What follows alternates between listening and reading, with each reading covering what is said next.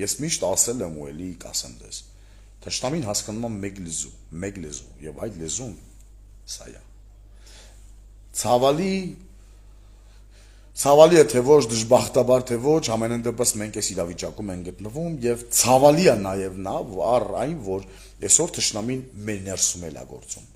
Այո, թշնամին այսօր ունի իր գործիքակազմը մեր երկրում, ու դա բոլորը տեսնում են։ Եվ դրա հիմնավորման ու դրա օրինակները բերելու ես անհրաժեշտություն ու կարիք չունեմ, որովհետև դուք դա գիտեք։ Սա ազգային պայքար է։ Սա ազգի կռիվն է։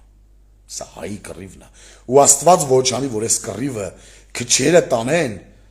շատերը լռեն, որովհետև սա մեր վերջին կռիվը կդառնա այդ դեպքում։ Բայց այդ վաղտին չեք ասելու։ Ումից ինչ եք պահանջելու։ Ում առաջ եք արդարանալու, որ սխալվեցիք հերթական անգամ։ Որ չգիտեիք, որ անտարբեր էիք, հիասթափված։ Ում եք ինչ ասելու։ Ումից եք ինչ մուրալու, ումից եք արդարություն մուրալու։ Աստծուն ենք աղոթում, բայց Աստծու կողմից մեզ տված, որ պարգևը, կյանքը,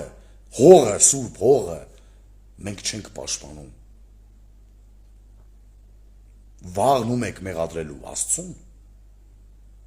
որ աղոթել եք եւ Աստված ձեզ չի լսի։ Ոնց լսի, եթե այսօր ձեզ տվել այն ինչ որ դուք կաք։ Արդեն ձեզ լսել է, դուք Աստծո ժողովուրդն եք։ Աստված ձեզ լսել է, ձեզ տվել է պետություն։ Այո, ամեն ինչ արել է, որ աշխարհի մեջ դուք ունենաք երկիր, որպես հայ,